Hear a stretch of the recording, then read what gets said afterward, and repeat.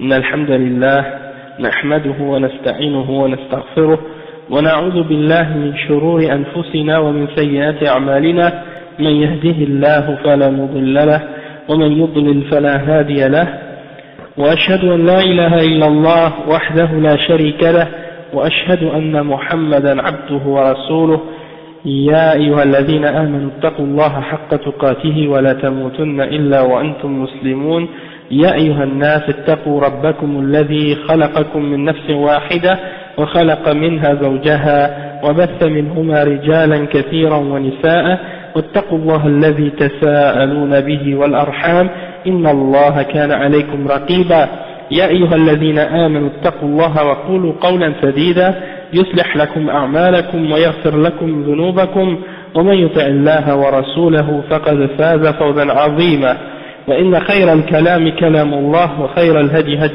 هدي محمد صلى الله عليه وسلم وإن شر الأمور محدثاتها وكل محدثة بدعة وكل بدعة ضلالة وكل ضلالة في النار أما بعد. Aujourd'hui c'est le cours numéro 6 dans l'explication du livre Kitab al-Tawhid, et le livre qu'on lit c'est l'explication du Cheikh Salih al-Fawzan, et le titre c'est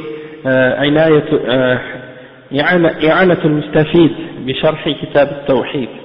Ok, donc là on était rendu à expliquer un autre verset dans les preuves que le Cheikh a mentionné dans le premier chapitre au sujet du Tawhid, et c'est le verset dans lequel Allah subhanahu wa ta'ala il dit وَقَضَى رَبُّكَ أَلَّا تَعْبُدُوا إِلَّا إِيَّاهُ وَبِالْوَالِدَيْنِ إِحْسَانًا.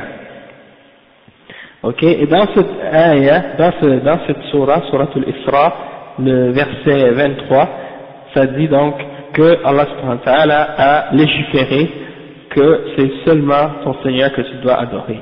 Allah ta'budu illa iyyah, c'est-à-dire vous devez adorer personne et rien excepté Allah subhanahu wa ta'ala, et vous devez également être bon, montrer de la bonté envers vos parents. Puis ce verset-là, dans Surat al-Isra, le verset 23, est suivi d'une série d'ordres et de commandements que les musulmans doivent respecter et suivre et dans la religion. Et donc, si vous allez regarder par la suite qu'est-ce qu'il y a après ce verset-là, vous allez voir qu'il y a, comme j'avais expliqué la dernière fois, beaucoup de commandements, beaucoup d'ordres et d'interdictions qui suivent ces choses-là. L'important à comprendre, c'est que Allah subhanahu wa ta'ala a commencé par interdire la chose qui est la plus grave, c'est toujours le shirk, et de commander et d'ordonner ce qui est plus important dans la religion, c'est le tawhid, l'adoration d'Allah subhanahu wa ta'ala seul. Et il a par la suite cité une série de péchés, une série de choses qui sont interdites dans l'islam, puis il a encore une fois terminé toutes ces choses-là qu'il a mentionnées par l'ordre d'adorer Allah subhanahu wa ta'ala lui seul. Donc le cheikh dit وَقَضَى رَبُّكَ أَلَّا تَعْبُدُوا إِلَّا إِيَّاهُ. On a expliqué la dernière fois que al-qada il peut avoir plusieurs significations selon le contexte, ok, et qu'on a dit que dans le contexte de ce verset-là, qada ça veut dire shara'a, ça veut dire il a mis comme loi qu'on doit suivre qu'on ne doit pas adorer rien excepté Allah, et que on doit être bon envers nos parents. Et le cheikh l'a expliqué que Allah subhanahu wa ta'ala n'a jamais commandé, il n'a jamais ordonné qu'on adore quoi que ce soit en dehors d'Allah subhanahu wa ta'ala. Il a dit, peu importe que ce soit une idole, que ce soit d'adorer les awliya ou les salihin, ou que ce soit de se tourner vers une tombe, ou bien un dôme, ou quelque chose qui a été construit par-dessus la tombe d'un homme qui est pieux ou saint, pour demander ou pour invoquer, ou bien de se tourner vers un arbre ou une pierre, ou etc. Il dit que ça, c'est le shaitan qui l'a légiféré et qui l'a ordonné, et non pas Allah subhanahu wa ta'ala. Donc après il explique que وَقَضَى رَبُّكَ أَلَّا تَعْبُدُوا إِلَّا إِيَّاهُ, c'est la même formulation que le shahadatain. Quand on dit, comme par exemple on dit ashhadu an la ilaha illallah, eh bien c'est la même chose que وَقَضَى رَبُّكَ أَلَّا تَعْبُدُوا إِلَّا إِيَّاهُ, parce que il y a toujours une affirmation et une négation. Hein?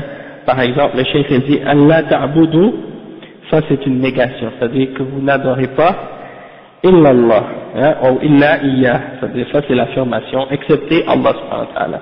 Donc le shahada, il y a toujours dedans une affirmation puis une négation.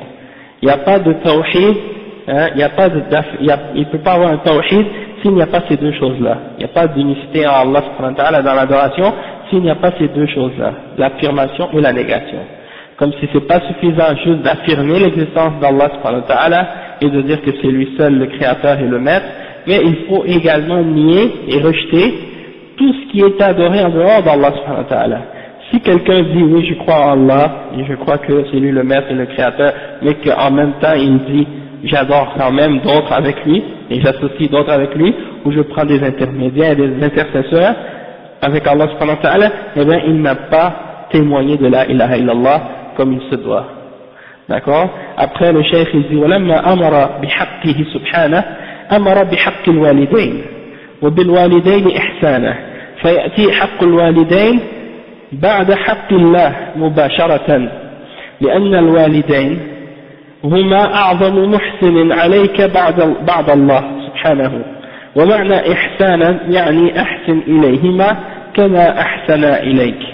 Donc le cheikh il dit que Allah subhanahu wa ta'ala nous a ordonné de donner à nos parents, nos deux parents, leur droit, le droit qu'ils ont sur nous, et il a ordonné ça après avoir commandé et ordonné son droit à lui, c'est-à-dire le droit d'Allah subhanahu wa ta'ala, c'est-à-dire qu'il soit adoré lui seul.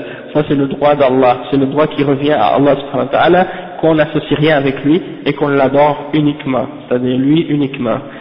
Et après Allah subhanahu wa ta'ala a mentionné tout de suite après le droit des deux parents, hein, parce qu'ils ont un grand droit sur nous. Et pourquoi ils ont ce grand droit-là, ou ce droit-là sur nous? C'est parce que, justement, comme le cheikh explique, c'est que, après Allah subhanahu wa ta'ala, il n'y a personne qui nous a fait un plus grand bien que nos parents. D'accord? Et donc, وَبِالْوَالِدَيْنِ إِحْسَانًا, c'est ce que ça veut dire, ça veut dire fait du bien envers eux, comme de la même façon que eux t'ont fait du bien. Ok?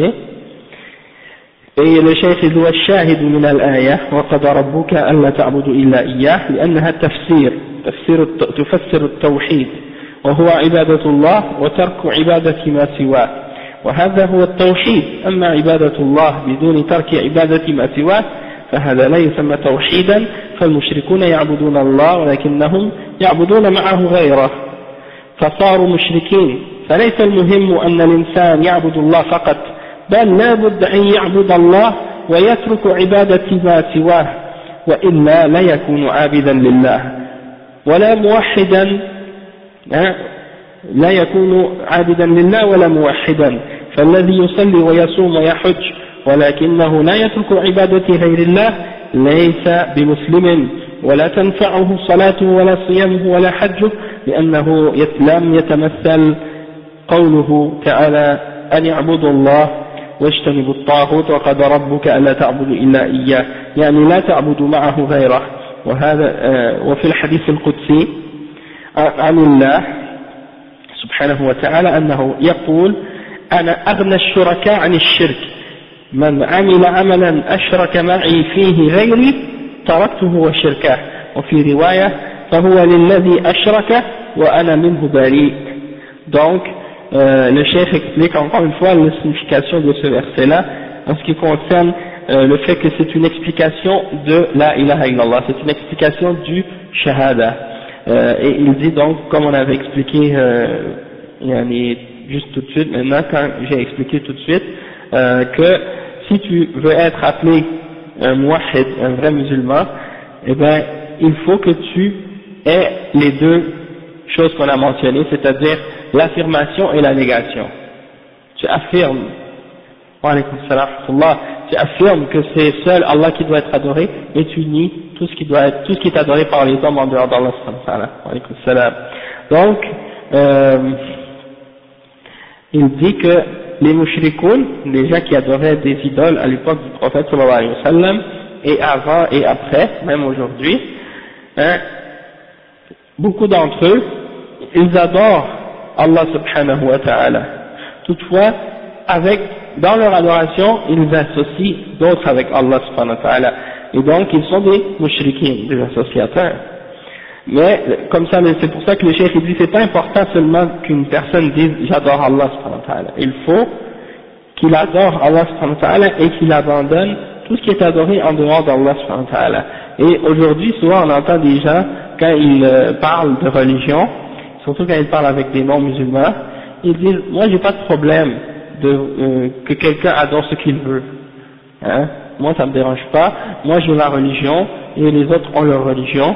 S'ils veulent adorer une idole ou le soleil ou la lune ou peu importe, eh bien moi ça me dérange pas, ils ont le droit de faire ce qu'ils veulent. Ça c'est une parole qui est complètement erronée, incorrecte et fausse. Parce que si tu veux, comme on a expliqué, si tu veux être un muwahhid, c'est pas suffisant de dire moi j'adore Allah et moi je sais que Allah c'est le seul Dieu et le seul créateur, mais en même temps tu dois renier et rejeter tout ce que les hommes adorent en dehors d'Allah subhanahu wa ta'ala. Donc c'est pas juste de dire moi j'adore Allah puis toi tu adores ce que tu veux, mais c'est de dire moi j'adore Allah subhanahu wa ta'ala et ce que tu adores en dehors d'Allah c'est batil, c'est faux, tu adores un mensonge, tu adores l'erreur. Pourquoi? Parce que ce que tu adores en dehors d'Allah subhanahu wa ta'ala, il n'a pas de pouvoir, il ne peut ni te nuire ni te profiter. C'est seulement le créateur et le maître de l'univers qui peut te nuire ou te profiter, t'amener un bien ou t'éloigner d'un bien. L'idole ou l'homme ou l'être humain ou la chose que tu pries ou que tu invoques en dehors d'Allah subhanahu wa ta'ala, il ne peut rien faire pour toi, ni dans cette dunya ni dans l'au-delà.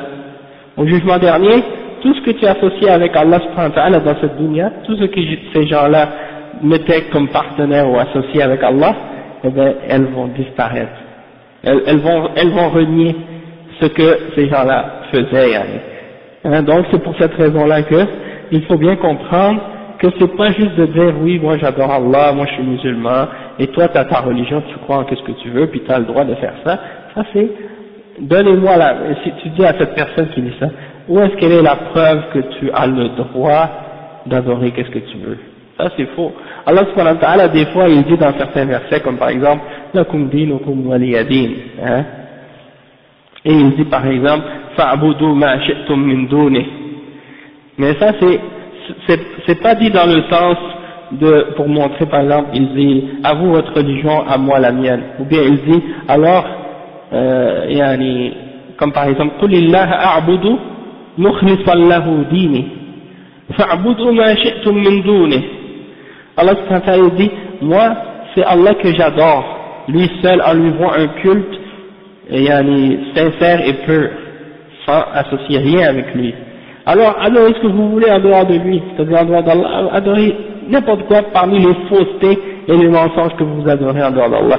C'est pas pour confirmer ou affirmer ou supporter ce que ces gens-là font, mais c'est plutôt pour leur dire vous êtes sur le mensonge, vous êtes sur l'erreur, et donc si vous n'êtes pas satisfait d'Allah subhanahu wa ta'ala, du maître de l'univers, du créateur de toutes choses, vous n'êtes pas satisfait de lui vouer un culte à lui seul et de le prendre comme seul maître et comme seul être et objet d'adoration, alors faites ce que vous voulez en dehors de ça, vous êtes dans l'égarement de toute façon. Lakum dinukum waliya din. Vous voulez pas accepter le message des messagers, vous voulez pas croire en Allah subhanahu wa ta'ala lui seul, alors moi j'ai la religion, c'est la vérité, al-haq, la religion d'Allah, la religion que Allah a fait connaître à l'humanité à travers le message qu'il a envoyé par tous ses messagers, et il n'y en a pas un seul de ces messagers-là qu'il a envoyé qui est venu avec un message différent des autres, c'est-à-dire qu'ils sont tous venus avec la même religion. Donc ce message-là c'est la ilaha illallah. Si vous n'êtes pas satisfait avec cette religion-là et que vous préférez adorer des êtres humains, adorer des animaux, adorer des choses inertes comme le soleil et la lune et les étoiles, ou adorer des arbres ou des pierres, ou adorer des hommes morts ou des choses comme ça, alors vous avez votre religion, mais vous êtes dans l'égarement dans cette vie, et dans l'au-delà vous allez être dans l'enfer pour l'éternité, parce que vous avez associé avec Allah subhanahu wa ta'ala. Donc c'est ça ce que ça signifie. Ça ne veut pas dire lakum dinukum waliya din, vous avez la religion de l'islam et vous avez le choix si vous voulez aller dans une autre religion, et elles sont toutes correctes, et puis au jugement dernier vous allez tous être au paradis, peu importe votre religion. Ça, celui qui pense comme ça, c'est parce qu'il n'a rien compris de l'islam, rien du tout. Et donc le cheikh il explique, il dit que tant que tu n'as pas abandonné tout ce qui est adoré, même si tu ne l'adorais pas à l'avance, c'est-à-dire auparavant tu n'adorais pas autre qu'Allah, toutefois tu approuves ce que les autres adorent en dehors d'Allah, hein, même si tu ne le fais pas toi-même, mais tu dis que ce que les autres font en adorant autre qu'Allah, c'est correct, et bien c'est comme si tu l'as fait toi-même, parce que tu as approuvé le shirk qu'ils font, et tu ne l'as pas désavoué, tu ne l'as pas rejeté dans ton cœur. Donc c'est la même chose. Et c'est pour ça, tant que tu n'as pas rejeté ce que ces gens-là adorent en dehors d'Allah subhanahu wa ta'ala, hein, eh bien, tu n'es pas un musulman. Même si tu pries, même si tu fais la salat, même si tu fais le jeûne, même si tu fais le hajj, même si tu pries 5 fois par jour à la mosquée, même si tu dis la ilaha illallah, le jour et la nuit, 1000 fois par jour, 1000 fois par nuit, peu importe ce que tu fais de bonnes actions, tant que tu ne t'es pas désavoué et que tu n'as pas renié tout ce que les êtres humains adorent en dehors d'Allah subhanahu wa ta'ala, tu n'es pas musulman. Parce que le shahada c'est basé sur 2 points, l'affirmation et la négation. C'est pas juste l'affirmation, mais il faut également qu'il y ait avec cette affirmation-là une négation. Comme on dit par exemple, فَمَنْ يَكْفُرْ بِالطَّاغُوتِ وَيُؤْمِنْ بِاللَّهِ فَقَدْ اسْتَمْسَكَ بِالْعُرْوَةِ الْوُثْقَى. Est-ce qu'on a expliqué ce verset-là déjà? فَمَنْ يَكْفُرْ بِالطَّاغُوتِ, non pas encore. Donc on va y arriver, mais c'est pour dire فَمَنْ يَكْفُرْ بِالطَّاغُوتِ, c'est-à-dire celui qui a rejeté le tarout, وَيُؤْمِنْ بِاللَّهِ, et qui a cru en Allah. Donc c'est pas juste de dire أَنَا أُؤْمِنْ بِاللَّهِ, mais t'as pas fait al-kufr bit-tarout. Donc c'est comme si ton shahada n'est pas complet. Hein? Donc là on a compris maintenant que la ilaha illallah, c'est pas suffisant juste de dire j'adore Allah et les autres idoles ou les autres choses que les hommes adorent, eh ben ça c'est leur choix, ils ont le droit et que c'est correct, qu'est-ce qu'ils font? Il faut le rejeter et le nier. Quand les chrétiens ils vont à l'église puis qu'ils prient devant la croix ou qu'ils prient devant Jésus ou Marie, ou quand les soufis vont à la tombe de Badawi ou bien à la tombe de Abdul Qadir ou Ahmed Tijan ou Al-Rifa'i ou un autre parmi les saints et qui demandent à ces gens-là l'intercession ou le secours ou l'aide en dehors d'Allah, tout ça il faut le rejeter dans notre cœur. Il faut croire que c'est faux, il faut croire que c'est l'erreur. Il faut le plus possible appeler les gens à abandonner ces pratiques-là et abandonner ces actions-là et abandonner par-dessus tout ces croyances-là, parce que toutes ces actions-là sont basées sur des croyances, et ces croyances-là sont contraires à la vérité, sont contraires à l'islam, et tant que quelqu'un ne les a pas abandonnées, son tawhid ne vaut rien, et son shahada ne vaut rien. Et donc c'est ça le plus important, hein, d'appeler les gens à comprendre le shahada, à comprendre la ilaha illallah, qu'est-ce que ça signifie, parce que les autres aspects de la dunya, c'est très important, mais c'est pas ça qui va te sauver au jugement dernier. C'est pas ça qui va être la première chose qui va te compter au jugement dernier quand tu vas être devant Allah subhanahu wa ta'ala. Hein? Donc, et on a commencé par ce qui est le plus important, c'est-à-dire la base de cette aqidah. Bon, après le cheikh il dit, donc que si tu n'as pas abandonner tout ce qui est adoré en dehors d'Allah, ton jeûne n'aura aucune utilité pour toi, ta prière n'aura aucune utilité pour toi, ton hajj n'aura aucune utilité pour toi, parce que tu n'as pas respecté et mis en application la signification du verset « Ani abudullah wa jtanibu ta'arut » adorez Allah et écartez-vous du ta'arut. Et le verset « Wa qada rabbuka an la ta'budu illa iyyah » et ton Dieu a légiféré, ou ton Seigneur a légiféré, que tu n'adoreras rien en dehors de lui, rien excepté lui. Donc ça signifie que tu ne dois rien adorer en dehors d'Allah subhanahu wa ta'ala. Et il y a également cette explication là dans le hadith Qudsi, c'est-à-dire c'est un hadith, c'est une parole du prophète sallallahu alayhi wa sallam qui rapporte les paroles d'Allah, dans lequel il rapporte les paroles d'Allah et il dit que Allah a dit, c'est-à-dire il dit, je n'ai besoin d'aucun associé, aucun partenaire. Celui qui fait une action et que dans cette action-là, il associe autre que moi avec moi dans cette action-là, eh bien, je lui laisse cette action, c'est-à-dire celui pour qui ou avec qui il associe Allah subhanahu wa ta'ala, eh bien, Allah subhanahu wa ta'ala lui laisse l'action. En voulant dire que si l'action n'a pas été faite pour Allah subhanahu wa ta'ala seul, eh bien, Allah subhanahu wa ta'ala n'en veut pas de cette action-là. Il accepte, Allah subhanahu wa ta'ala, il accepte uniquement une action si cette action-là a uniquement été faite pour lui seul. Si dans l'action que tu as fait, il y avait une autre chose qui avait associé autre avec Allah subhanahu wa ta'ala dans cette action-là, Allah n'en veut pas. Même si c'est 10%, 5%, 1% pour autre que Allah, Allah n'en veut pas. Il veut uniquement une action qui avait été faite purement et uniquement pour Allah subhanahu wa ta'ala. D'accord? Et donc c'est pour ça qu'il dit Man amila amalan ashraka ma'i wa alaykum salam ashraka ma'i fihi ghayri taraktuhu wa shirkah. Tu as fait une action mais tu es associé avec Allah dans cette action-là, eh ben il le laisse, il n'en veut pas.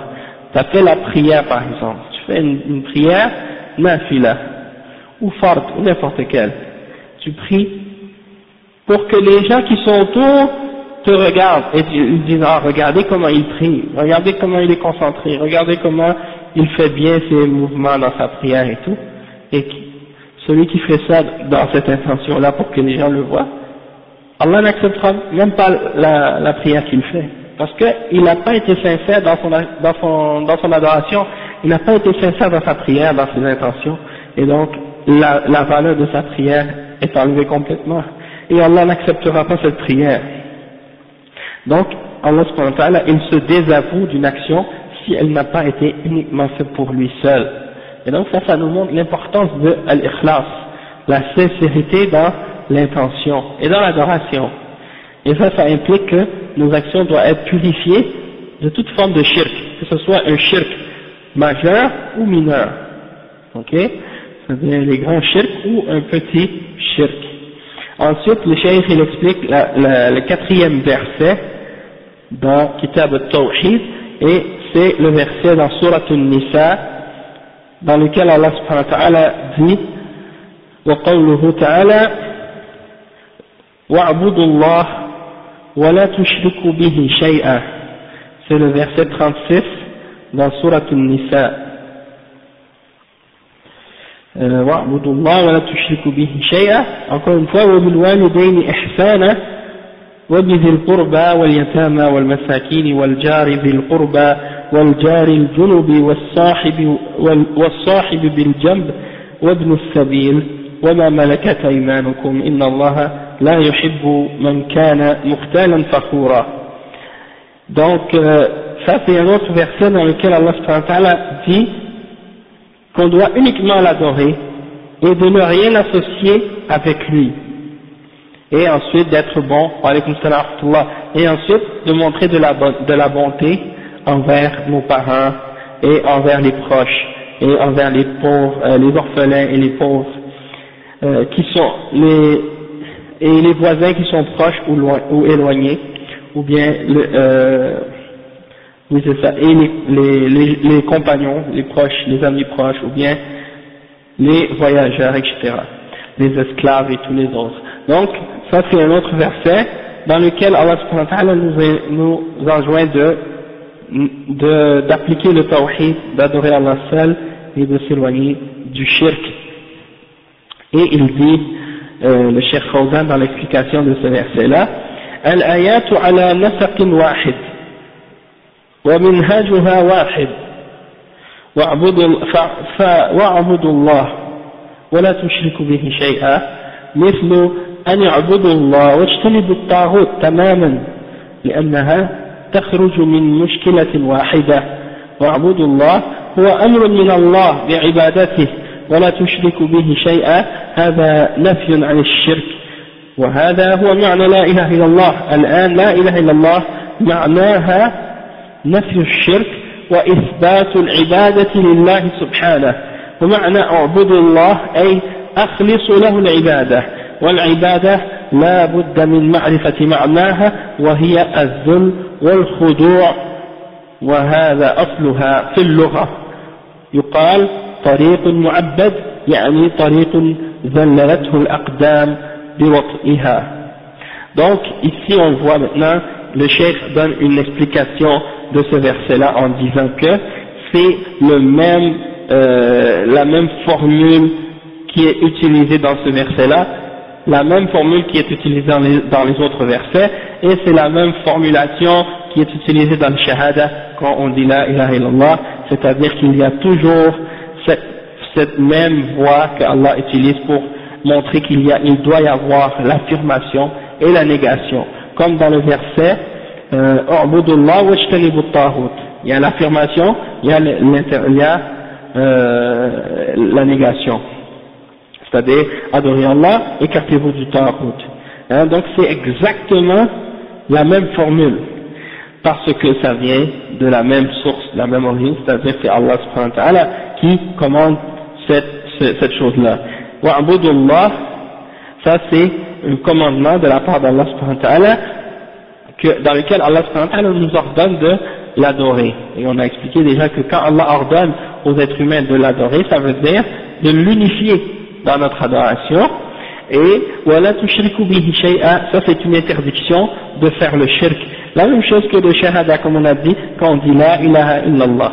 La ilaha illallah, ça veut dire la ma'bouda bihaqqin illallah. Il n'y a rien qui mérite d'être adoré, la ma'boud illallah, bihaqq illallah. Donc, excepté Allah subhanahu wa ta'ala. Donc, quand on dit la ilaha illallah, ça veut dire qu'on rejette le shirk, on nie le shirk et on affirme que l'adoration doit être uniquement à Allah subhanahu wa ta'ala. Et là, alhamdoulilah, on le répète et on le répète et on le répète encore pour que ça rentre dans notre esprit et que ce soit tellement incrusté, tellement fermement ancré que ça fait partie de nous. On l'oublie plus.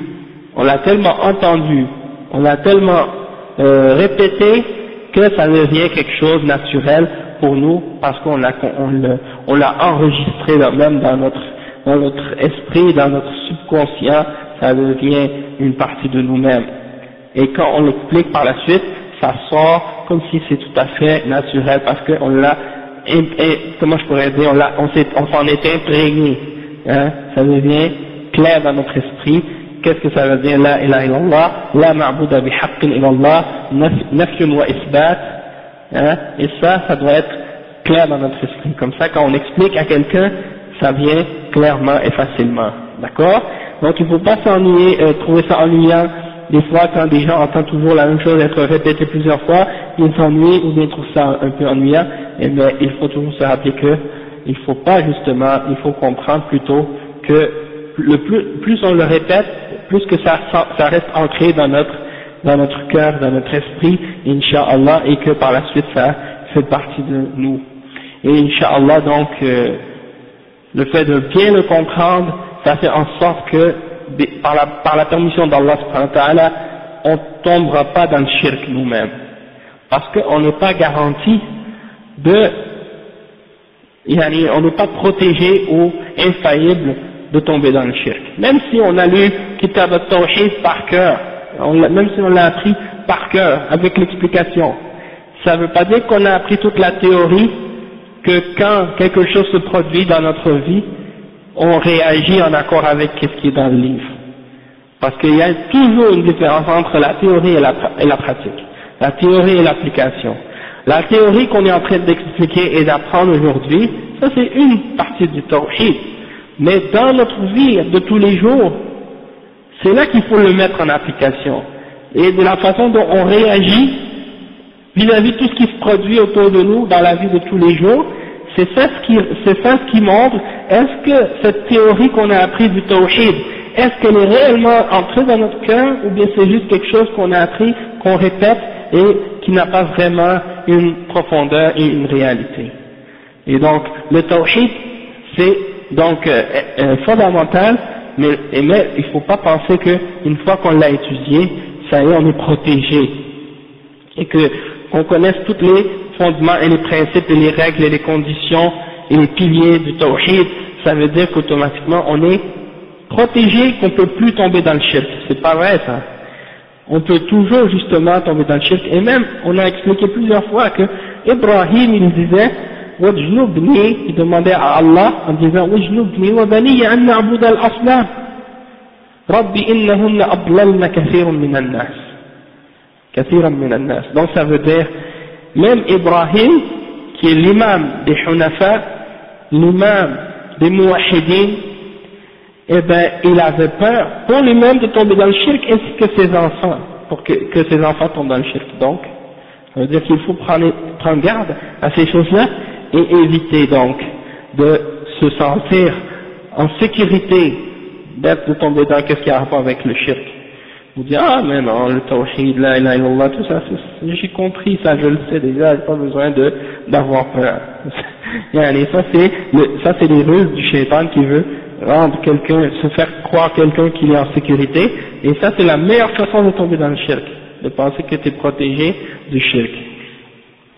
Donc, alhamdulillah, dans cette signification-là, donc c'est important de comprendre que la ilaha illallah, c'est de rejeter ce qui est adoré en dehors d'Allah, le shirk, et d'affirmer que l'adoration, elle est seulement à Allah subhanahu wa ta'ala. Et la signification de Abudullah, c'est quand Allah demande de l'adorer, quand il dit adorer Allah, ça veut dire de purifier notre adoration et de faire en sorte qu'elle soit uniquement pour Allah seul.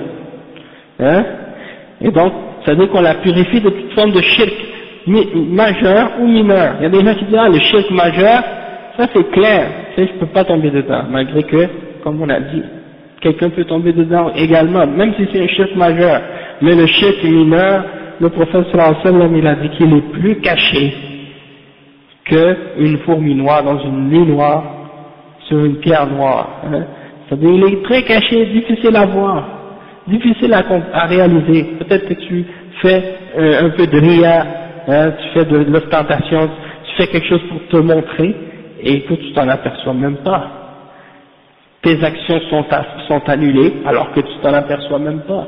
Et donc, c'est pour cette raison-là que il faut demander la protection d'Allah contre le shirk, que ce soit le majeur ou le mineur. Et comme on dit donc, al-ibada, ça veut dire de purifier notre adoration pour Allah, et al-ibada, sa signification dans la langue arabe, c'est az-zul wal-khudu'. Quand je dis al-ibada, ça veut dire az-zul wal-khudu', ça veut dire de s'humilier pour Allah subhanahu wa ta'ala et de se rabaisser pour Allah subhanahu wa ta'ala. Ok? Et à la base, dans la langue arabe, ça vient du terme quand on donne une expression, par exemple, tariqun mu'abbad, quand un chemin, on va dire que il y a une terre, puis personne n'a jamais marché dessus. C'est-à-dire c'est un terrain qui est vierge. Il n'est pas plat, il n'est pas aplani. Il est un peu rocailleux, puis il y a peut-être de l'herbe ou des trucs qui bloquent le chemin. Si une personne passe par ce chemin, à travers ce terrain-là, et que une autre le suit, puis qu'à chaque jour, une centaine ou vingtaine de personnes passent par la même place à chaque jour sur ce terrain-là, et ben après un certain temps, tu vas voir qu'il y a comme une trace qui va se faire à travers ce terrain, comme si à cet endroit-là, la terre va être plate. Et ça fait comme si on a fait un petit chemin à cet endroit-là, à travers le terrain.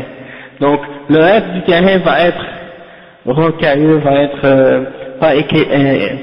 il va pas être plat, mais cet endroit-là va être plat comme si on l'a aplani avec nos pas. Et c'est de là que ça vient justement le terme ibadah, quand on dit qu'un terrain est mu'abbad, ça veut dire qu'il a été aplani par les pas des gens qui ont passé dessus. Et donc, Donc quand on dit par exemple on a adoré Allah subhanahu wa ta'ala, c'est comme pour dire que, en même temps, c'est comme pour dire en même temps qu'on a aplani, on s'est nous-mêmes humiliés et rabaissés devant Allah subhanahu wa ta'ala, comme si on a été aplati par les pas de quelqu'un, comme un terrain qui a été aplani par les pas de quelqu'un. Après le cheikh il dit أما العبادة في الشرع فهي كما عرفها شيخ الإسلام ابن تيمية رحمه الله اسم جامع لكل ما يحبه الله ويرضاه من الأعمال والأقوال الظاهرة والباطنة. اسم جامع لكل ما يحبه الله ويرضاه من الأعمال والأقوال الظاهرة والباطنة. Ok, ça c'est la définition qui a été donnée par Ibn Taymiyyah pour expliquer qu'est-ce que c'est une adoration. Donc, c'est une définition qui est très simple. On peut la résumer en disant que c'est, comme il dit, ismun jami' li kulli ma yuhibbuhu Allah wa yardah min al-aqwal wal a'mal. Donc c'est comme s'il y a trois parties dans cette définition-là. Ismun jami', c'est un nom qui englobe beaucoup de choses. Et ça englobe quoi en particulier? Ça englobe tout ce que Allah aime et tout ce que Allah agrée. Donc c'est très très vaste et c'est très très large. Tout ce que Allah a mentionné, comment on sait que Allah aime quelque chose? On le sait par la révélation, par le Coran et par la Sunna. Donc quand on dit à quelqu'un c'est un mot ou c'est un nom qui enveloppe ou qui comprend tout ce que Allah aime et agrée, quelqu'un pourrait nous demander, surtout à l'époque actuelle, parce que les gens posent toujours des questions bizarres parfois, mais quelqu'un pourrait demander, mais qui t'a dit que Allah aime cette chose? La réponse c'est qu'on le sait parce que Allah l'a dit dans le Coran et la Sunna. Bien entendu, on ne peut pas le savoir d'autre façon que ça, parce qu'aucun d'entre nous ne reçoit une révélation divine. C'est seulement le prophète, Muhammad sallallahu alayhi wa sallam, qui est le dernier des messagers qui reçoit une révélation. Personne après lui ne peut prétendre avoir reçu une révélation de la part d'Allah subhanahu wa ta'ala pour connaître ce que Allah aime ou ce qu'il n'aime pas. Donc, pour connaître ce que Allah aime et ce qu'il n'aime pas, il faut retourner à la révélation, c'est-à-dire le Coran et la Sunna, les hadiths qui sont authentiques. D'accord? Et tout ce que Allah aime et il agrée, ça comprend les paroles et les actions qu'on peut faire. Et quand on dit les paroles et les actions, c'est pas seulement les paroles qu'on dit avec la bouche et les actions qu'on fait avec les membres de notre corps, qui sont des actions et des paroles qui sont apparentes, mais ça implique également les paroles et les actions de notre cœur. Parce que les paroles du cœur, on peut dire que c'est les sentiments et les émotions, et également les aspects qui font partie des preuves et des signes de la foi. Par exemple, le fait d'aimer Allah, le fait de craindre Allah, le fait de mettre notre confiance en Allah, le fait d'avoir de l'espoir et de mettre cet espoir-là en Allah subhanahu wa ta'ala, tout ça c'est des actions du cœur également. Donc, il n'y a pas seulement les actions des membres et du corps qui comptent, mais également les actions du cœur, et même qu'à la base des actions du corps, il y a les actions du cœur. Parce que c'est les actions du cœur qui font en sorte que les actions sortent à l'extérieur, par nos gestes, par nos paroles. D'accord? Donc on peut dire que le cœur c'est le moteur, puis le reste, les membres, c'est qu'est-ce qui suit, qu'est-ce qui est dans le cœur. Donc ça c'est la définition de qu'est-ce que c'est al-ibada dans la religion islamique. Fal-ibada hiya fi'lu ma shara'ahu Allah. Pour résumer tout ça, on peut dire que l'adoration, al-ibada, c'est de faire ce que Allah a légiféré. فالصلاة عبادة والصوم عبادة والحج عبادة وصلة الأرحام عبادة والأمر بالمعروف والنهي عن المنكر عبادة والإحسان إلى اليتيم عبادة إلى آخره. Donc on peut dire comme par exemple Cheikh il donne des exemples plus spécifiques et dit que la salat c'est une adoration, le jeûne c'est une adoration, le hajj c'est une adoration, regarder les liens de parenté c'est une adoration, d'ordonner le bien et d'interdire le mal, c'est une adoration, et d'être bon envers les orphelins, c'est une adoration, et ainsi de suite. كل ما شرعه الله فهو عبادة ليست العبادة أن الإنسان يتقرب إلى الله بشيء من عند نفسه فهذه بدعة. L'adoration, c'est pas que tu décides par toi-même comment tu vas te rapprocher à Allah, parce que si c'est comme ça, dans ce cas-là, c'est une innovation, c'est une bid'a. Par exemple, quand on a dit que une adoration, c'est de faire ce qui plaît à Allah subhanahu wa ta'ala, et c'est de faire ce que Allah a légiféré. Maintenant, si quelqu'un dit, bon, moi, je vais trouver ma propre façon de me rapprocher à Allah, et je vais me rapprocher à Allah d'une manière que, selon mes sentiments, selon ce que j'ai, mes impressions, selon mes goûts. Si quelqu'un fait ça, il n'a pas adoré Allah. Parce que, pour que ce soit une adoration, il faut que ce soit fait selon la façon que Allah nous a demandé que cette chose-là soit faite. Cette chose-là soit faite. Donc, comme par exemple, si quelqu'un décidait pour dire, moi je vais faire la salat, mais je ne veux pas faire la salat comme le prophète sallallahu alayhi wa sallam nous a enseigné, parce que je considère que c'est pas une façon qui correspond à mes besoins personnels. J'ai trouvé une autre manière de faire la salat, et ça consiste à suivre les méthodes de l'hindouisme comme le yoga, et je vais m'asseoir comme ça, les jambes croisées, et puis je vais juste comme méditer et réfléchir. Il y a des gens, parmi des gens qui sont des musulmans, qui ont dit ça. Et même, je pourrais vous amener les trucs, des livres où c'est écrit, des trucs comme ça, certaines, mais bien entendu, c'est pas des gens qui connaissent l'islam, mais c'est pour dire que, il y a eu des gens que ça leur est passé des idées comme ça leur sont passées par la tête.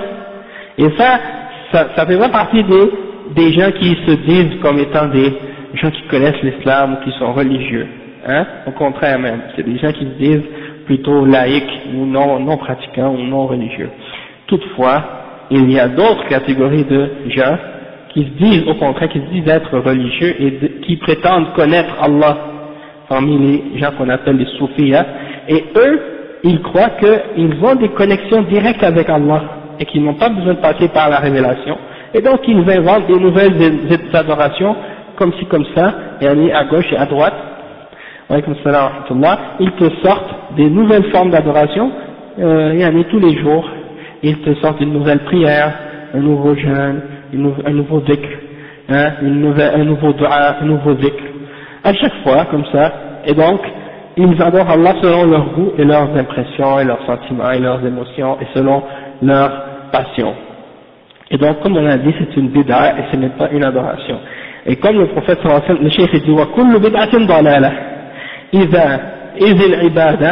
إذن العبادة ما شرعه الله من الأقوال والأعمال الظاهرة والباطنة لأن العبادة منها ما هو على الجوارح والأعضاء الظاهرة مثل الصلاة والجهاد في سبيل الله وهذا ظاهر على الجوارح وتتحرك وتعمل ومنها ما هو على اللسان مثل الذكر سبحان الله والحمد لله وهذه عبادة باللسان ومنها ما هو بالقلب مثل الخوف والخشية والرهبة والرجاء هذه أعمال القلوب فالعبادة تكون على القلوب وتكون على الألسنة وتكون على الجوارح.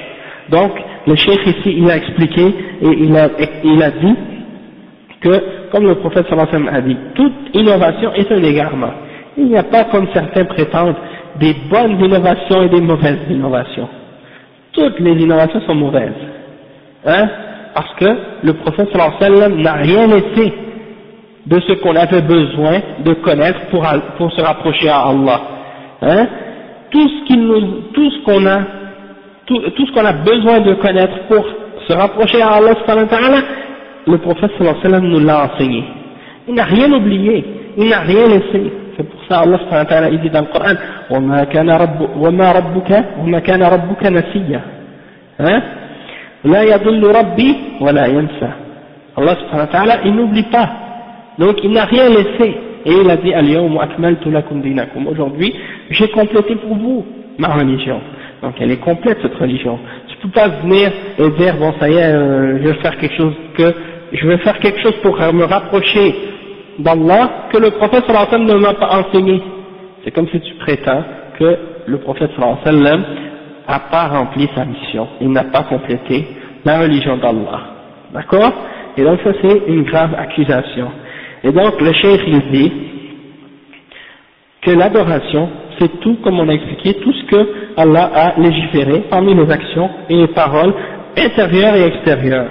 Extérieures et intérieures, parce que l'adoration, il y en a des adorations qui sont faites avec le corps, comme la prière, le djihad, fi sabilillah, qui sont faites avec le corps lorsque tu bouges, lorsque tu fais des actions. Il y a d'autres adorations qui sont faites avec la langue, comme le dhikr, quand tu dis subhanallah, alhamdulillah.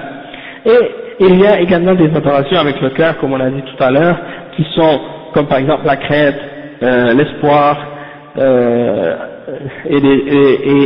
de mettre sa confiance en Allah, etc., comme on a dit. Et donc, l'adoration peut être faite avec les cœurs, avec les langues et avec le corps.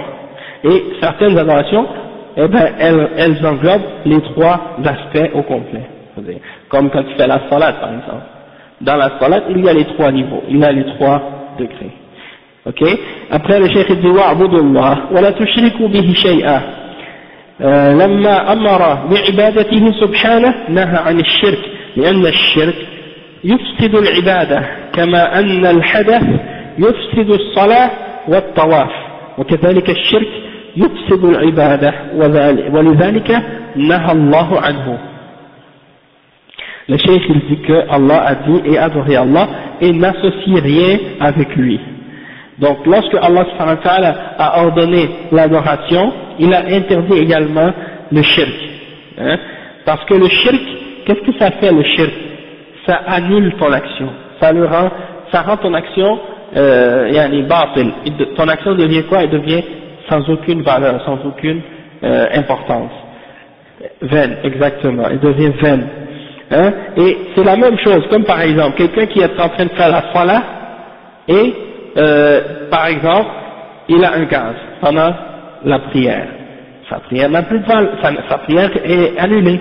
Il doit retourner faire son wudu et reprendre sa prière parce qu'il a fait quelque chose qui est venu briser la pureté lorsqu'il était en train de faire la prière. Et la pureté, c'est une condition de la prière. Donc si tu as perdu ta pureté, eh ben, ton action devient vaine. Alors, qu'est-ce que tu dois faire? Tu dois aller refaire ton ablution. La même chose dans tes adorations en entier. Si tu as pas, disons, été sincère et voué ton action purement et uniquement pour Allah subhanahu wa ta'ala, eh bien, la valeur de ton action est annulée. C'est-à-dire que tu n'as plus de valeur. Ton action n'a plus de valeur parce que tu as associé quelque chose avec Allah dans ton adoration. Après, le cheikh il continue et il dit là il va expliquer l'autre verset dans le premier chapitre du Kitab al-Tawhid et ce verset là il dit dans ce verset فليقرأ قوله تعالى attendez non j'ai sauté quelque chose ah oui وقول الله تعالى قل تعالوا أتل ما حرم ربكم عليكم ألا تشركوا به شيئا الآيات. Ça c'est le verset 151 dans Sourate Al-An'am, ok, et ça c'est le verset qu'on appelle, ou les versets qui suivent, c'est Al-Wasaya Al-Ashra, ok, les 10 commandements. Ces 10 commandements-là sont dans tous les enseignements de tous les prophètes. C'est connu même chez les juifs et les chrétiens. Donc, ça commence toujours par l'ordre d'adorer Allah seul et de rejeter tout ce qui est adoré en dehors d'Allah subhanahu wa ta'ala. Allah subhanahu wa ta'ala, il dit, wa alaykum salam, dit, venez, je vais vous citer ce que votre Seigneur vous a interdit. Et il commence en disant, Allah tushriku bihi shay'a, que vous n'associez rien avec Allah subhanahu wa ta'ala. Allah tushriku bihi shay'a. Donc, ça c'est la première chose que Allah a mentionné dans les 10 commandements.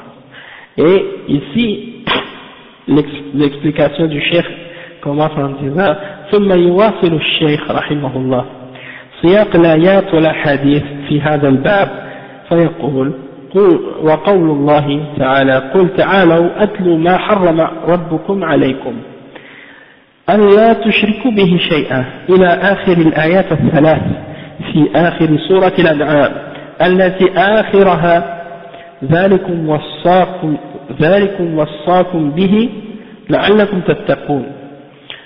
Donc, le cheikh il dit que par la suite, le cheikh Mohammed ibn Abdul Wahhab a continué à expliquer, il a mentionné des versets par la suite et des hadiths dans ce chapitre, et il a mentionné comme verset, le verset qu'on a mentionné, 151, dans Surat Al-An'am, et ça dit donc, dit venez, je vais vous réciter ou vous citer ce que votre Seigneur vous a interdit, c'est-à-dire que vous n'associez rien avec Allah, puis par la suite les autres commandements qui suivent. Après le cheikh dit وقال عبد الله بن مسعود, le cheikh a continué en disant les paroles de Abdullah ibn Mas'ud. قال عبد الله بن مسعود رضي الله عنه من أراد أن ينظر إلى وصية محمد التي عليها خاتمه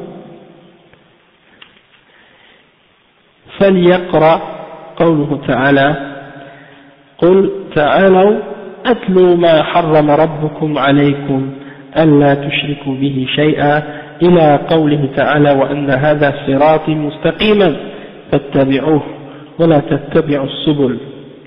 Donc ça c'est la parole de Abdullah ibn Mas'ud qui vient expliquer en fait en disant que celui qui veut regarder le testament que le prophète sallallahu alayhi wa sallam a laissé, sur lequel il y a son sceau, regardez les versets, les 3 versets suivants. Regardez les 3 versets suivants, c'est-à-dire les 3 versets 151 à 153 dans Surat Al-An'am. Et on va les lire ensemble, Inch'Allah.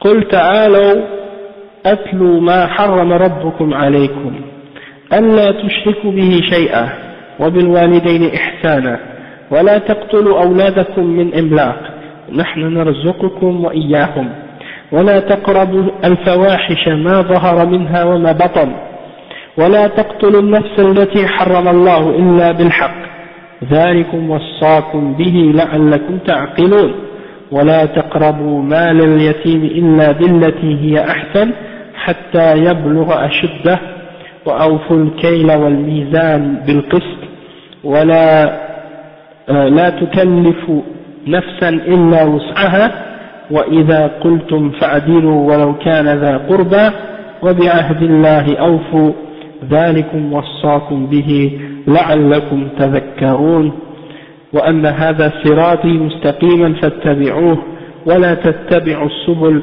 فتفرق بكم عن سبيله ذلكم وصاكم به لعلكم تتقون. Donc c'est les 3 versets en question, et le premier verset commence par l'ordre d'adorer, l'interdiction d'associer avec Allah, c'est-à-dire dit venez, je vais vous citer ce que votre Seigneur vous a interdit. Premièrement, de ne pas faire le shirk, de ne rien associer avec Allah, et d'être bon envers les parents, et de ne pas tuer vos enfants par crainte de pauvreté ou de famine, et nous allons leur donner leur subsistance, et à vous également, et n'approchez pas les fawahish, les péchés qui sont apparents ou cachés, et ne tuez pas une âme que Allah a rendue sacrée excepté si par un droit, excepté par un droit, et c'est ce que Allah vous a enjoint pour que vous ayez, pour que vous réfléchissiez, dans le but que vous réfléchissiez, et que vous de vous amener à réfléchir et à raisonner sur ça. Ensuite, n'approchez pas les biens des orphelins, sauf illa billati hi ahsan, sauf d'une manière qui est correcte, c'est-à-dire dans leur intérêt, dans l'intérêt des orphelins, hatta yablugha ashuddah, jusqu'à ce qu'il arrive à l'âge de raison, de maturité. Et soyez juste dans la façon dont vous pesez et dans la balance quand vous prenez des marchandises dans la vente et des trucs de ce genre, d'être honnête dans la marchandise et dans le poids, etc. Et Allah, il ne met pas sur une âme un poids qu'il sera incapable de porter. Et ensuite, Allah subhanahu wa ta'ala dit, et lorsque vous parlez, soyez juste, même si c'est envers un proche, c'est-à-dire n'ayez pas peur de dire la vérité, même si ça concerne quelqu'un de votre famille et de proche. Et gardez le pacte et l'entente que vous avez avec Allah, voilà ce qu'Allah vous enjoint pour que vous vous souveniez. Et ensuite, il dit, et voici mon droit chemin dans toute sa rectitude, et suivez-le, et ne suivez pas les petits chemins qui vont vous diviser de son chemin, et voilà ce que Allah vous a enjoint pour que vous ayez at-taqwa, pour que vous atteigniez la crainte et que vous rapprochiez de la taqwa. Bon, ça c'est un résumé rapide de ces trois versets-là, et le cheikh, lui, il fait une explication plus détaillée de ces versets-là, qu'est-ce que ça signifie. Il nous donne un tafsir un peu plus approfondi. Il dit donc, il dit utlu ay iqra. Utlu, ça veut dire en arabe iqra, récite, lis. Ma harrama rabbukum alaykum dalla ala anna at-tahlil haqqun lirrububiyyah. فالرب هو الذي يحلل ويحرم ولا لا ما حرمتموه أو حرمه أولياؤكم من الشياطين من الإنس والجن كالأنعام يحرمونها للأصنام. Donc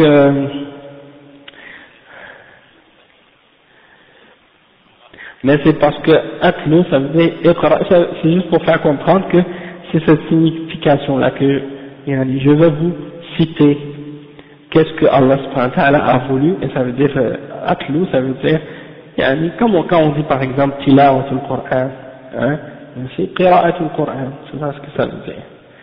Et ce que Allah va vous interdire, ça prouve que le tahlil, c'est de rendre quelque chose licite ou illicite, halal ou haram, légal ou illégal, c'est un des droits qui appartient uniquement à Allah subhanahu wa ta'ala.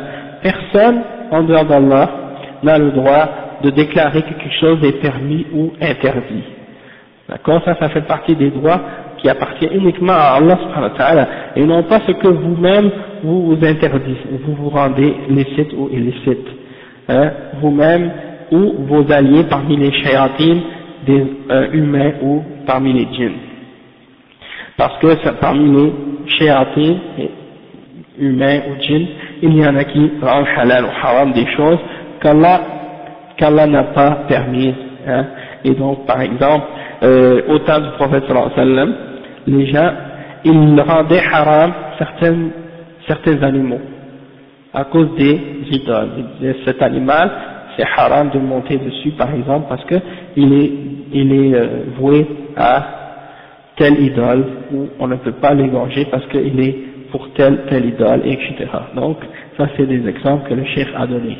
Après, il dit, فَبَدَأَ بِأَعْظَمِ الْمُحَرَّمَاتِ فقال أن لا تشركوا به شيئا فأعظم المحرمات هو الشرك بالله سبحانه فإذا قيل لك ما هو أعظم المحرمات تقول الشرك بالله عز وجل فإذا قيل لك ما أعظم ما نهى الله عنه تقول الشرك بالله وإذا قيل ما أعظم المنكرات تقول الشرك بالله وإذا قيل ما هو أكبر الكبائر تقول الشرك بالله كما قال النبي صلى الله عليه وسلم أكبر الكبائر الشرك بالله.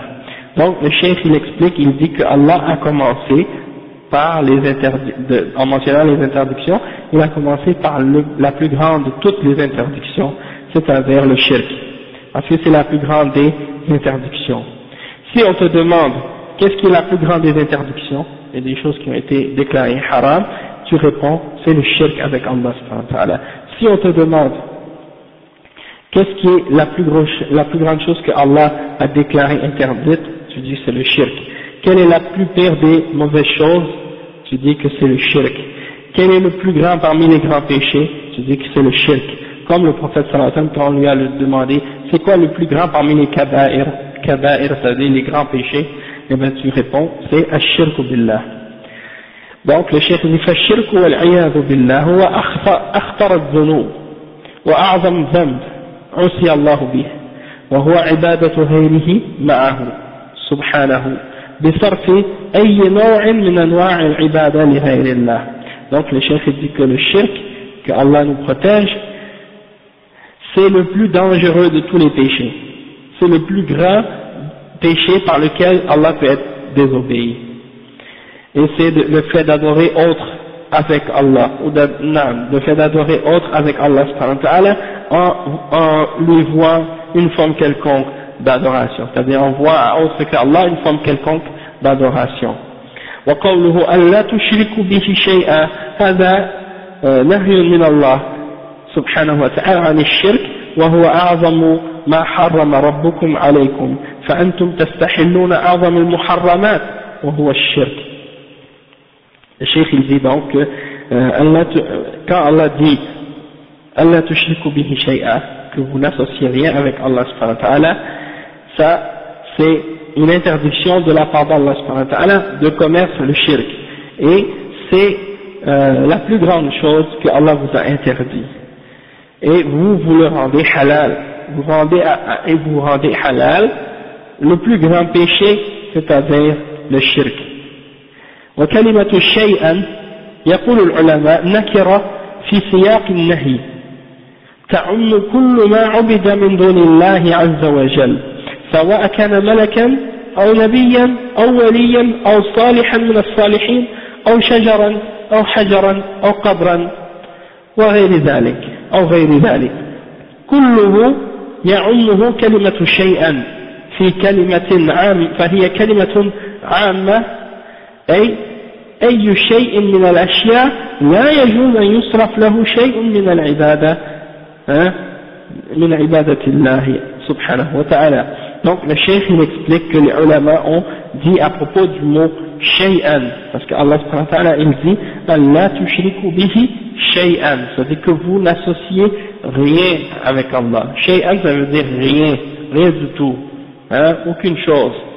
Donc c'est-à-dire n'importe quelle chose, peu importe cette chose, vous ne devez pas l'associer avec Allah. Et le cheikh il dit que c'est nakira fi siyaq al-nahi, donc c'est une chose qui est indéfinie et on vient l'interdire.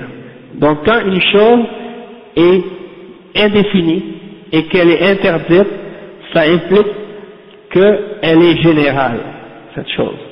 Ça implique que ça implique pas rien de spécifique, c'est-à-dire tout peut rentrer dans cette chose-là, c'est-à-dire tout ce tout peut rentrer dans cette interdiction, dans le sens que peu importe ce que tu vas adorer en dehors d'Allah, il est interdit. Et il donne des exemples. Il dit, peu importe que ce soit un ange ou un prophète ou un saint, un wali comme on dit, ou un homme pieux ou vertueux, ou un arbre ou une pierre ou une tombe ou autre en dehors de ça, peu importe, parce que quand Allah dit shay'an, c'est général, donc ça veut dire n'importe quelle chose, si tu offres à autre que Allah une chose, tu offres à autre que Allah subhanahu wa ta'ala une adoration quelconque, eh bien ça rentre dans le shirk et c'est interdit, donc parce que Allah a dit peu importe qu'est-ce que vous adorez, ne l'associez pas avec Allah subhanahu wa ta'ala, c'est seulement Allah que vous devez adorer. وأيضا ألا تشركوا به شيئا يشمل كل أنواع الشرك الأكبر والأصغر، فليس هناك شيء من الشرك يتسامح فيه لا أكبر ولا أصغر، لأن قوله تعالى شيئا كلمة عامة تنفي جميع الشرك، كبير تنفي كبيره وصغيره، كما أنها تمنع أن يشرك مع الله أحدا كائنا من كان، لا الملائكة المقربون ولا الأنبياء والصالحون ولا الجمادات ولا الأشجار ولا الأحجار ولا القبور ولا أي شيء، لا يجوز أن يشرف شيء من العبادة لغير الله إلا النذور ولا النذور ولا الذبائح ولا الطواف ولا الدعاء ولا الخوف ولا الرجاء ولا الرغبة ولا الرهبة، ولا يجوز ذلك سواء كان شركا أكبر أو أصغر، سواء كان شركا جليا ظاهرا أو شركا خفيا في القلوب. Donc le cheikh il explique et il dit que quand Allah dit que vous ne devez rien associer avec lui, ça implique non seulement que tout ce qui peut être adoré en dehors d'Allah est inclus là-dedans, est interdit, mais ça implique également que c'est toutes les formes de shirk qui sont interdites. Les grandes formes de shirk ou les petites, les shirk majeurs ou les shirk mineurs. Ok? Donc il n'y a pas une catégorie ou une forme de shirk qui est excusée en dehors d'une autre. Elles sont toutes interdites, qu'elles soient majeures ou mineures. Et donc, pourquoi? Parce que shay'an, c'est général. Et ça implique toutes les formes de shirk, majeures ou mineures. Hein? Ça interdit également qu'on associe quoi que ce soit avec Allah, peu importe ce que ça peut être. Même des anges qui sont rapprochés d'Allah, ou des hommes pieux, ou des prophètes. Et si on a dit les anges qui sont rapprochés et les prophètes, eh bien ça exclut encore, de façon plus évidente, les serviteurs d'Allah ou bien des êtres qui ne sont pas rapprochés d'Allah. Hein? Comme c'est le cas souvent chez les gens qui sont dans l'égarement, non seulement ils associent parfois des êtres qui sont rapprochés d'Allah, comme les prophètes et les anges, mais parfois ils vont même associer à Allah dans leur adoration des êtres qui sont même pas pieux, même pas rapprochés d'Allah, que c'était soit des shayatines humains, des gens qui appelaient à l'égarement qui étaient eux-mêmes égarés, d'accord? Et donc si on dit qu'on ne doit pas adorer ou offrir à autre qu'Allah une forme quelconque d'adoration, ça implique encore plus ceux qui ne sont pas rapprochés d'Allah subhanahu wa ta'ala, hein, ou bien les choses qui sont inertes, comme les roches, les pierres. On ne dit pas qu'une roche ou une pierre ou un arbre s'est rapproché d'Allah ou éloigné d'Allah, puisque c'est inerte, hein, ça n'a pas de vie, ça ne vit pas. Yann. Donc, et également les tombes, ou toute autre chose. On n'a pas le droit d'offrir une forme quelconque d'adoration à autre que Allah. Donc ça implique également que toutes les formes d'adoration sont interdites pour autre que Allah subhanahu wa ta'ala, que ce soit an-nudur, hein, de faire des vœux, hein, pour autre que Allah, ou d'égorger des animaux pour autre que Allah subhanahu wa ta'ala, que ce soit pour les djinns ou pour un roi ou pour autre chose qu'on égorge pour élever ou exalter ou honorer ou vénérer quelqu'un, hein, des choses de ce genre, ou bien le dua, le tawaf, ou bien d'avoir de la crainte envers une créature en dehors d'Allah, ou de l'espoir, ou toute autre forme d'adoration, que ce soit dans le shirk majeur ou mineur, que ce soit un shirk qui est apparent ou un shirk qui est caché dans le cœur, tout ça c'est interdit par ce verset. Après, le cheikh explique la suite, il dit وَبِالْوَالِدَيْنِ إِحْسَانًا, c'est-à-dire et d'être bon envers les parents. Et il explique, il dit أي وصاكم أن تحسنوا بالوالدين إحسانا, فكلمة إحسانا منصوب على فعل محذوف تقديره أحسنوا بالوالدين إحسانا, وهذا كما ذكرنا في القاعدة المتقررة أن الله سبحانه وتعالى يبدأ بحقه أولا ثم يثني بحق الوالدين دائما وأبدا. إذا أمر بتوحيده أمر أيضا ببر الوالدين، وهذا في كثير من الآيات. Donc Allah subhanahu wa ta'ala par la suite il nous ordonne d'être bons envers nos parents, et par la suite le cheikh il dit, comme tout à l'heure on a expliqué, que après avoir expliqué et montré aux hommes son droit, il a premièrement interdit qu'on associe avec d'autres avec Allah, et par la suite il ordonne aux hommes d'être bons envers les parents tout de suite après avoir ordonné aux gens de respecter le tawhid. Après il dit فهذا فيه الأمر بالإحسان إلى الوالدين بالبر والصلة والإكرام والتوقير إحياء وأمواتا.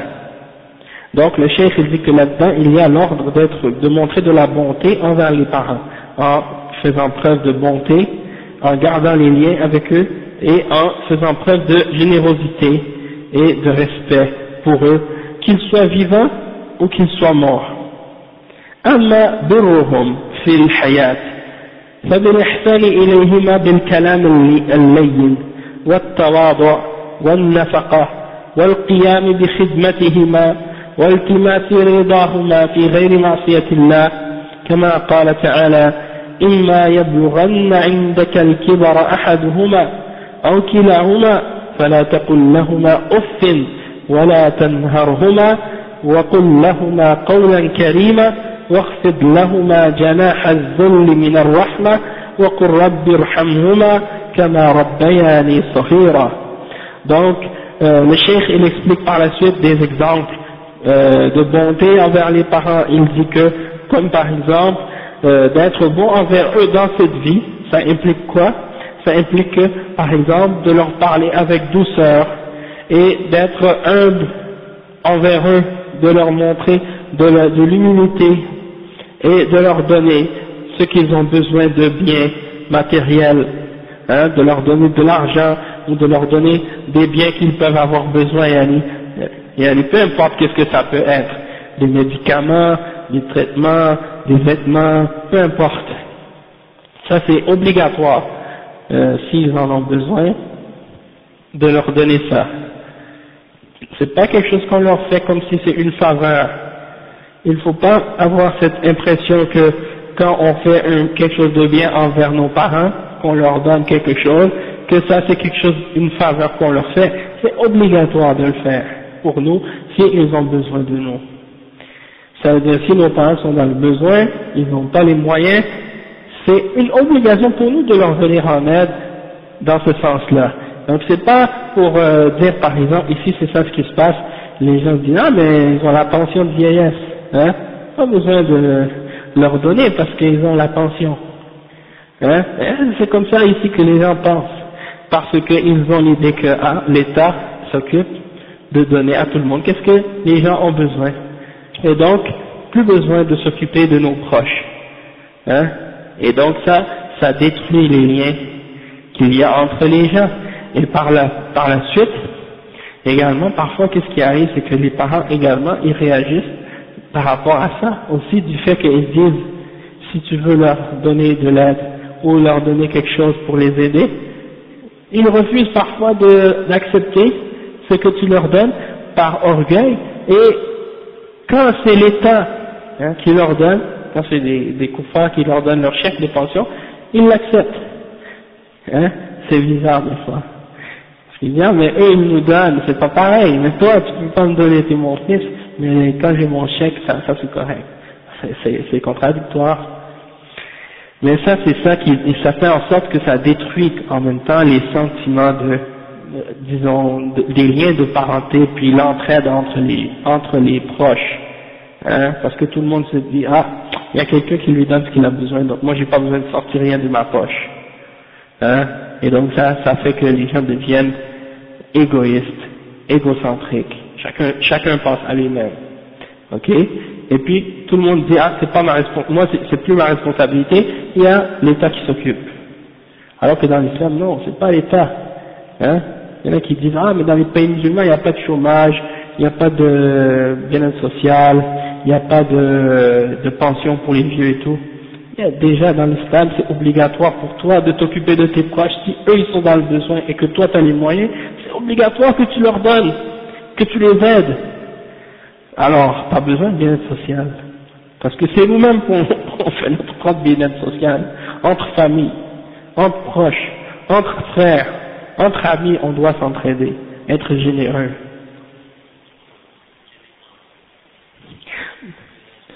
Non, il y a Baytul Mal Muslimin, qui va aider dans les pays musulmans. Bon, quand les musulmans respectent les règles de l'islam, il y a la zakat, il y a d'autres, il y a le sadaqa, il y a Baytul Mal Muslimin, le dirigeant des musulmans, il peut donner à des pauvres, à des gens qui sont vraiment dans le besoin, qui en ont besoin, hein.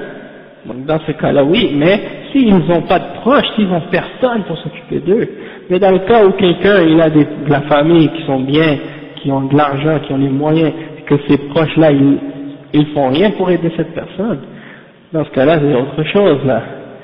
Donc ça, c'est des signes du jugement dernier, mais que les gens se désavouent ou bien se détachent de leurs proches et brisent les liens de parenté, personne aide personne, ça c'est mauvais signe.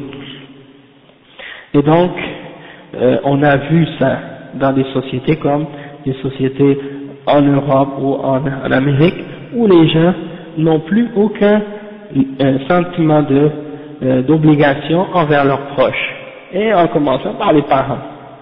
Ok?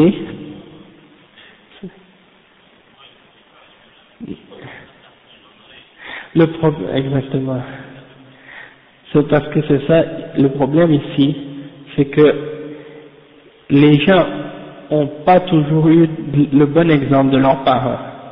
Parfois, les gens grandissent ici avec des parents qui sont complètement dans ce que Allah a interdit.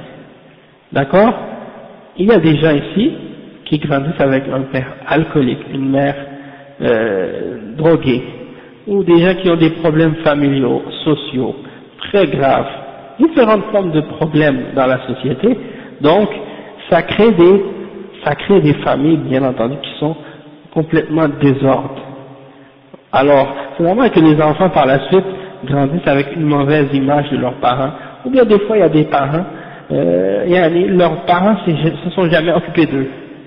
La mère s'est jamais occupée de ses enfants comme il faut, le père s'est jamais occupé de ses enfants comme il faut, et donc eux, des fois, ils ont comme une sorte de, disons, un sentiment de vouloir se venger, ou bien des trucs comme ça envers leurs parents. D'accord? Toutefois, les musulmans, ils doivent faire preuve de pardon, hein? Même si tes parents, bon, ils n'ont pas fait ce qu'ils devaient faire envers toi, ils ne t'ont pas donné tout ton droit, ils ne se sont pas bien occupés de toi comme ils devaient le faire, mais toi, tu veux pas remettre un mal par un mal, au contraire, tu essaies de leur remettre un bien. Tu dis, bon, vous n'avez pas fait ce que vous deviez faire envers moi, mais moi, je ne vais pas faire ça. Moi, je vais respecter l'ordre de mon Créateur, et je vais vous donner votre droit pour Allah subhanahu wa ta'ala. Et au jugement dernier, j'aurai la récompense de ça. Hein? Inch'Allah, et tu fais des du'as pour eux, même s'ils ont été mauvais envers toi, même s'ils n'ont pas été corrects envers toi, toi tu es correct avec eux, pour Allah subhanahu wa ta'ala. Donc c'est la réalité de l'islam, qu'est-ce que Allah nous demande de faire. Ok? Donc, alhamdulillah, yani, combien de parents ici, dans ces pays, ont été sauvés par leurs enfants? Vous ne pouvez pas imaginer des familles qui étaient dans l'égarement et que c'est leurs enfants qui les ont aidés dans le bien et qui les ont ramenés au droit chemin. Donc c'est pour dire que des fois Allah subhanahu wa ta'ala il bénit des gens par leurs enfants, hein? Et donc c'est pour ça que c'est très important de ne pas vouloir remettre un mal par un mal. Des fois il y a des enfants comme ça, ils grandissent avec une rancune et une haine pour leurs parents. disent ah mais t'as jamais rien fait pour moi, t'as jamais fait ci, t'as jamais fait ça, et quand les enfants font quelque chose de mal, les parents disent à leurs enfants ne fais pas ça, ça c'est pas bon, ils disent ouais mais toi tu l'as fait quand j'étais jeune, tu l'as fait, maintenant pourquoi moi je vais pas le faire? Oui c'est ça. Alors ils utilisent le mauvais exemple de leurs parents pour justifier eux leurs erreurs, les mauvaises choses qu'ils font. Alors que les parents, s'ils disent par exemple à leurs enfants de ne pas faire telle chose, c'est parce que même, bon, ils n'ont pas été guidés peut-être dans leur jeunesse, ils n'ont pas été guidés par Allah à éviter ou à ne pas tomber dans ces erreurs-là. Toutefois, ils ne veulent pas que leurs enfants tombent dans les mêmes erreurs qu'ils ont fait eux-mêmes, et ça c'est tout à fait normal. Mais il faut en même temps donc essayer de, comme on dit, pas justifier nos péchés et nos erreurs et de les mettre sur le dos d'une autre personne. Souvent il y a des gens qui font cette erreur-là. Donc, d'être bon envers eux, de leur donner qu'est-ce qu'ils ont besoin et de les servir, de leur donner des bons traitements, de les servir et d'essayer de les rendre satisfaits de nous, tant que c'est pas dans le péché. C'est-à-dire qu'ils soient satisfaits, mais pas dans le péché, pas dans qu'est-ce qui est haram, parce que des fois il y a des parents, par exemple, si tes parents sont pas musulmans, ou bien ils sont musulmans mais ils pratiquent pas l'islam. Imagine, un musulman il grandit dans une famille, la mère elle fait pas le hijab, elle écoute la musique, elle danse, elle porte des vêtements qui décrivent son corps, et le père, il fume, il fait pas la salat, peut-être même qu'il boit de l'alcool, il regarde la télévision, fait tout ce qui est haram. Et donc, des enfants qui grandissent dans des familles comme ça c'est très très difficile, et c'est un test pour les enfants. D'accord? Parce que on voit que Allah subhanahu wa ta'ala dans le Coran, il nous donne toujours l'exemple idéal qu'on doit suivre et qu'on doit respecter. L'exemple idéal. Mais toutefois, aussi, il nous donne des exemples parfois contraires. Par exemple, il nous donne l'exemple d'Ibrahim avec son père. Le père d'Ibrahim, c'était un mouchrik. Ibrahim l'a appelé à la vérité, l'a appelé à l'islam. Et on voit la réaction comment par la suite. Des fois, il nous montre l'exemple contraire. Nuh, par exemple, son fils était kafir. Et lui, Nuh, il était mu'min. Et il a dit à son fils, monte dans l'arche avec moi, monte dans le bateau avec moi. Et il lui dit non, je vais aller sur une montagne, ça va me protéger de l'eau et tout ça. Et après, Nuh était triste à cause de ça, et il a dit, mon fils, il a été perdu avec les autres, il a péri avec les autres, et Allah lui a dit, il n'est pas de ta famille, c'est une mauvaise personne. Innahu laysa min ahlik, son propre fils. Donc ça veut dire que les vrais liens qui nous unissent, c'est pas les liens de parenté seulement, mais c'est les liens de la foi avant tout. D'accord? Donc il y a cet exemple-là, et il y a beaucoup d'autres exemples comme ça qu'on peut trouver dans la révélation. Donc, c'est pour dire que parfois, c'est les enfants qui sont égarés, parfois c'est les parents qui sont égarés. Puis tu peux trouver des deux côtés des exemples comme ça. Et des fois, le père et le fils sont bien guidés, comme Ibrahim et son fils Ismaïl, et des exemples comme ça. Donc, c'est pour dire que bon, mais en général, Allah il nous dit comme par exemple dans le verset de Surah Al-Isra, le verset 23-24, Allah subhanahu wa ta'ala il dit, si tes parents, pendant que toi tu es encore en vie, ils atteignent un âge avancé, ils deviennent vieux, soit les deux ou un des deux parents, alors ne lui dis pas une parole dure, ne leur dis même pas ouf, comme un signe d'impatience, et ne les repousse pas, ne leur fais pas aucune chose de mal, et dis-leur une parole bien, une parole douce, etc. Et Allah subhanahu wa ta'ala dit وَخْفِضْ لَهُمَا جَنَاحَ الذُّلِّ مِنَ الرَّحْمَةِ.